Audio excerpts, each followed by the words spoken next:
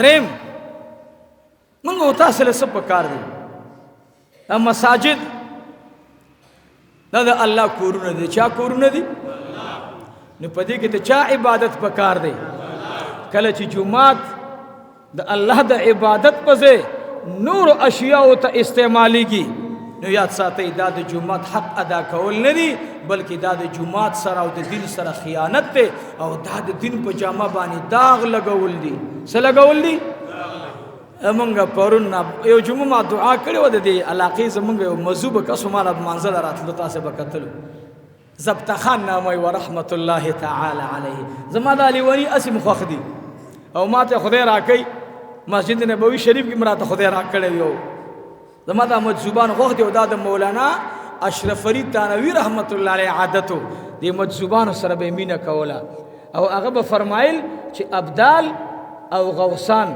دا په دې مجذوبانو کې دي نو مجذوبان مې ډېر خوښ دي نو د هغې ضبطهان یو 80,000 روپۍ چاندی وه لکه هغه وفات شو نو د هغه چا سره دا پیسې جمع شوي نو هغه پیسې بله ورځ راوړي جومات ته دلته یې راوړي اسوګې چې چا سره ایښې وي نو هغه راوړي الله دې ما دل څه پې وکړو بس ما ویلې ورېږه زه ځم کارخانو ته چې لاړم د ضبطخان د پیسو د وجې نه مې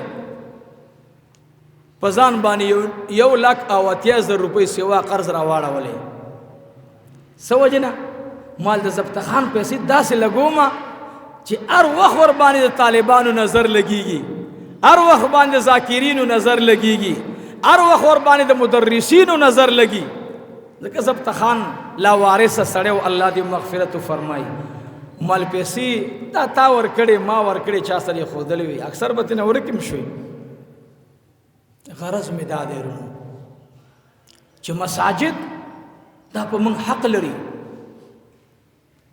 زموږ جوماتونه ولې نه جوړېږي تاسو له پته ده موږ د جومات چاندې دوبۍ ته ځو چېرته ځو دوبۍ ته ځو چاندا راوړي ورونو موږ لوی جومات شروع کړی نو زمونږ د مسافرو سره په دیرو کې اندوان هم پراته وي څوک پراته وي زه خو الحمدلله نه یم تللی خدای مې دوبۍ له چاندې له نه چې سیل له مې د خدای نه بوځي خدای مې د مدینې منورې جانان ته بوځي خراب سیز دی زما د شیخ د حدیثو د استاذ امام المحدثین شیخ محمد حسن جان شهید رحمت الله علیه قول داو چې جماعتونو ته په لار کټونه ما اچوئ من کور جوړو قرض رالو که نه راخلو جواب راکړي رالو که نه رالو زما عقیده ده چې دا کور پیسې خلاصېږي د زوی واده مې دی قرض پیسې راخلو که نه راخلو جواب راکړه دا مو یقین دی چې دا خلاصېږي او چې د الله کور ته راشي نو بیا موږ په دوکانونو باندې ګرځو دا بل ور چا ته ورغلم ملاقات ته ورغلم ځکه چې د هغې د ورور د جومات سره ډېر مدرسې سره ډېر لوی احساناتو حاج نور الامین نور الله مرقده ډېر مخکې وفات شوی نو مال د هغه بچی به چې ویې ګورم چې دعا ورته وکړم زړه به یې خوشحاله شي هغه نه و بل کس و هغه نه و نو ما ویل یاره تره یو بس مال مونږ داسې راغلي وو مال سر په دې لار تېرېدم او هغه ته مال چې د کاروبار دپاره دعا وکړو دا مې ورته نه ویل چې مونږ سامان دلته اخلو او دکاندار ته مې څه ویل مال ټیلونه اخلم خو ګورې یاد ساته دا درته نه وایم چې جومات ته ما ته راکړه څنګه چې ته خرڅې مزدوري پکې کم وکړو زما په کار دی دکاندار هم غیرتي کس و محمد اقبال نامه و دعا به ورته کومه ما ته ویل مولوي صاحب چې تا د جومات ټکی ونه کو زه پکې اړو مزدوري کوم نه بل سره م سودا په 1150 باندې په میټر خلاصه کړې وه ګز باندې هغه سره مو په شلکم 1100 باندې خبره خلاصه شوله بعض زما د خوانه مزدوري چانده شو تاسو سره ملګوره کدا تا ته مرچ جومات جوړو نو که ستا د خوري نه دا ختلی وی چې بس دا جوماتونه دي یاد ساتئ شیخ صاحب به یو خبره کوله و یو چاته مو دا شی جومات ته وړم دا مدرسې ته وړم دکان ته چې لاړې ښه تحقیق وکړه چې کوم ځای کې ارزانه ملاویږي هلته یې واخله غرض مې دا دی ورونو چې زموږ جوماتونه دا تعلیم موږ ته مصطفی را کړی. نن درته دا خبره کوم چې نبی علیہ السلام بنفس نفیس جماعت جوړ کړي، جماعت آباد کړي، جماعت کاڼې راوړې، جماعت خټه کړي. اولی دای د نیکه سنت د ابراهیم علیه السلام.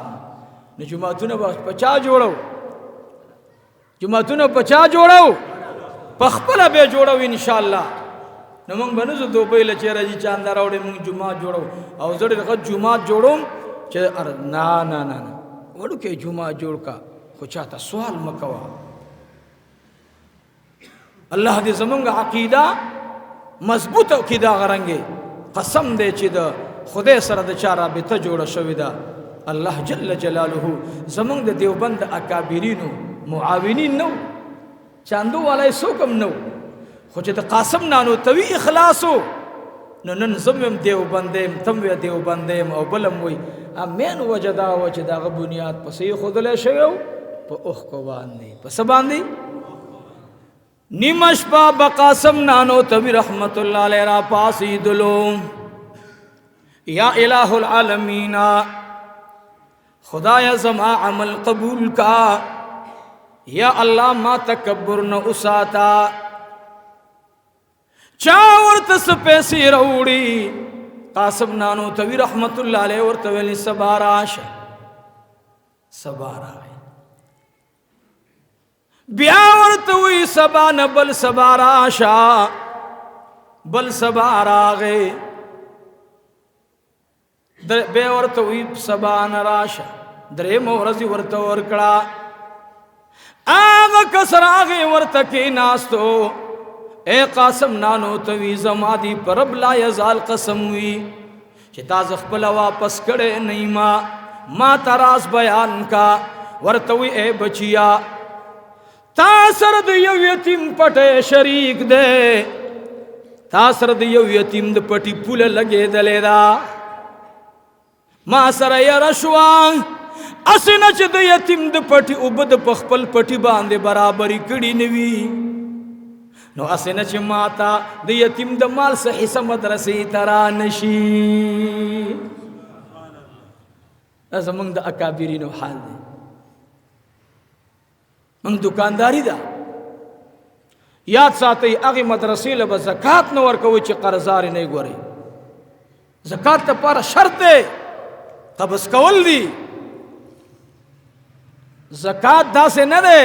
زمونږ د علماو مسله دا ده چې په هر عمل به ډومبې علم راوړي. علم پې فرض دی، بیا د هغې نه بعد به عمل کې. موږ او تاسې د ماسپښین لمونځ په مازدیګر کوو، جواب راکړئ. هلکه خو یو ورځ ده خو نور هسې ولاړ دی، یا د مازدیګر لمونځ دې وکړو یا د ماسپښین دې وکړو. نه، الله وقت شرط ګرځولی دی چې د ماسپښین ټیم د زوال نه شروع کېږي او د مثلي اول پورې په اتفاق د علماو باندې او مثل ثانی کی اختلاف د علماو دی. په ختمېدو د مثل ثانی سره زمونږ د امام ابو حنیفه رحمت الله علیه قول دی چې دینه وقت شروع کیږي. به هر حال د مازدیګر مونځ په ماسپښین نه کې، د ماسپښین په مازدیګر نه کې. ولې؟ الله قید لګولی. نو زکات لپاره هم شرط دی علم په دې راوستل. اول به شرط دا به علم پې راولي، بیا د هغې نه بعد به مونږ یو ځان ته خلاص که ځان مه خلاصوه. هلکه نفل زر رکاته کې او فرض یو رکات نه کې، دا نفل دې قبلیږي؟ دا دغه فرض یو رکات ځای نیولی شي؟ نه شي نیولی. نو بیا دغه رنګې د زکات مسله هم ده، حساب به کې. بیا د حساب نه زر روپۍ سوا ورکه، خو حساب به کې. نو عزیزانو جوماتونه زمونږ یو ځای ته زه تللم بیان ته، نو یو کال دو مخکې تلم، نو زما بیان یې لګولی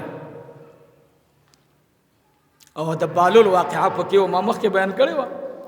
نو هغه څه بجنه خورپړق هم دا دی چې دا راباندې راغی. نو 2 کاله وړاندې دا بیان لګولی و، بیا پې 2 کاله بعد بیا زما خدای طرف ته بیان راوستو، بیا د شیخ ادریس صاحب بیان لګولی و. نو ما د ځان ته راوغوښتو، ما لږ دې خوا راشه، مال دلته به دې چاندې له بل کس ولاړو، اوس هغه نشته، څه وجه ده؟ وایي جي هغه مې پلار و، هغه مړ شوی دی.